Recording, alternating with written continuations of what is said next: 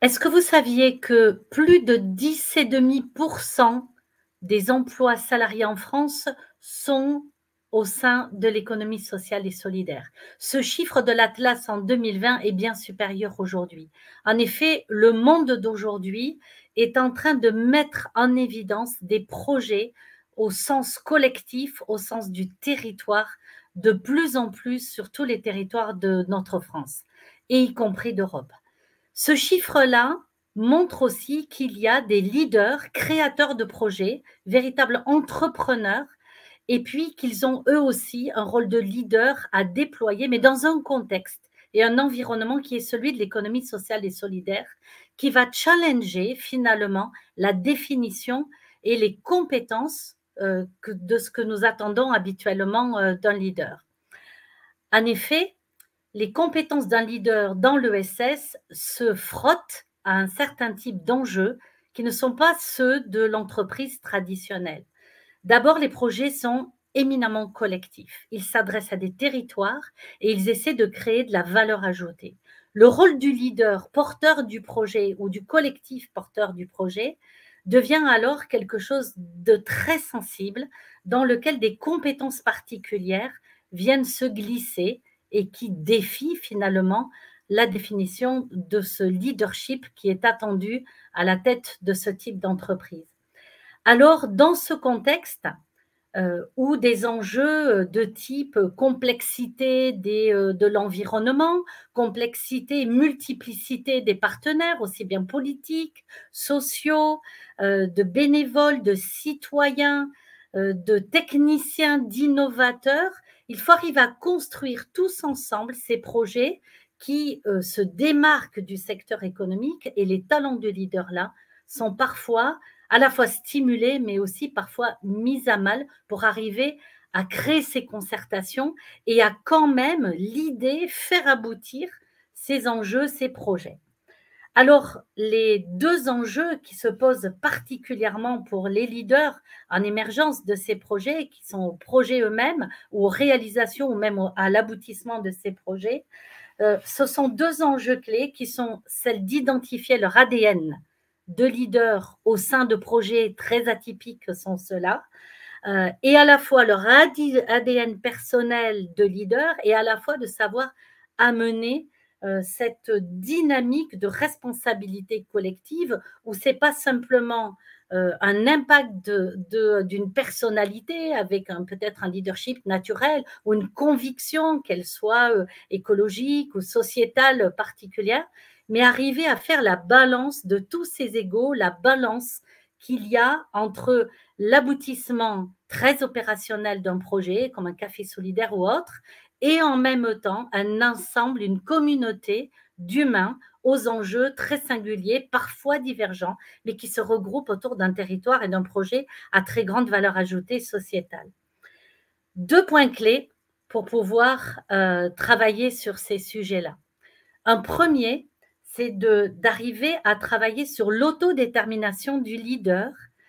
qui, dans son ADN profond, va pouvoir exercer ses choix, ses convictions et aussi de pouvoir avancer. C'est ce que j'ai vécu, moi, lorsque j'ai pris les manettes de la création d'une structure d'insertion par le travail, et l'insertion par l'activité économique fait partie de l'économie sociale et solidaire. Comment trouver la balance entre le charisme ou bien la conviction. Moi, j'étais d'une femme de conviction sur la solidarité entre le monde économique et le monde social, et puis les personnes qui cherchaient du travail, et puis un engagement collectif qui était là. Donc, il y a des choix d'ADN, d'autodétermination qui sont très importants, où on garde son style naturel, sa passion, et en même temps, on sait travailler sur cet ego-là, pour arriver à faire de la place pour tout le monde sans se perdre dans la multiplicité des égos de ces collectifs nécessaires à la réalisation. Et puis la deuxième chose qu'il est important de travailler, c'est comment susciter la confiance avec des personnes et des personnalités qui occupent aussi des fonctions ou qui ont des histoires professionnelles très différentes, et comment susciter la confiance par son comportement, par des relations bien sûr de confiance et des relations d'ouverture. En effet, moi, j'ai pu rencontrer dans ces milieux-là, et encore tout récemment, en accompagnant ce magnifique groupe de femmes porteurs de projets de l'économie sociale et solidaire, en création de projets accompagnés par l'incubateur ATIS de Nouvelle-Aquitaine, j'ai rencontré dans ces environnements-là des manières de faire au niveau de l'ouverture. Elles essayaient d'être le plus franche possible, de dire les vrais sujets, d'adresser les vraies complexités qui se posaient pour prendre des décisions collectives. Et pourtant, au frottement des enjeux, des égos, on finit par arriver sur des zones où on ne se dit pas toujours, on ne veut pas perdre un bénévole parce qu'il donne beaucoup de son temps, parce qu'on pourrait le froisser. On finit par ne plus se dire complètement les choses dans le fonctionnement. Non pas au niveau des grandes idées, ça, les gens souvent sont tout à fait d'accord et adhèrent au projet lui-même. Ça se joue au moment des frottements qu'il y a dans les interactions. Et le leader porteur du projet ou la personne qui a la responsabilité de mettre en œuvre et de finaliser ce projet se retrouve parfois entre le marteau et l'enclume, entre les différentes parties, avec les engagements de chacun, et on finit par ne plus se parler vraiment. On n'ose pas dire à un politique qui détient finalement les cordons du financement telle et telle chose qui pourrait le froisser. On n'ose pas dire à un président qui était à l'origine du projet